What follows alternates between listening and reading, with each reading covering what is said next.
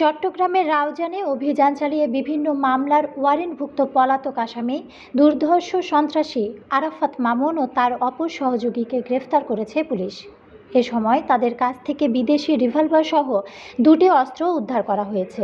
বৃহস্পতিবার সকালে চট্টগ্রাম জেলা পুলিশ সুপার কার্যালয়ে এক সংবাদ সম্মেলনে এসব তথ্য জানানো হয়। পুলিশ জানায়, বুধবার দিবাগত রাতে রাউজান উপজেলার ত্রাস অস্ত্রধারী শীর্ষ সন্ত্রাসী চাঁদাবাজ অপহরণকারী বিভিন্ন মামলার এজাহার নামীয় ও ওয়ারেন্টভুক্ত পলাতক আসামি আরাফাত মামুন ও তার অপর এক সহযোগী বিপ্লব বড়ুয়াকে গোপন সংবাদের ভিত্তিতে উপজেলার পাহাড়তলী বাজার এলাকা থেকে গ্রেপ্তার করা হয়েছে। এ সময় তাদের কাছ থেকে একটি রামদা, একটি বিদেশি রিভলভার, 5 রাউন্ড গুলি এবং একটি দেশীয় এলজি 2 রাউন্ড কার্তুজ উদ্ধার করা হয়েছে।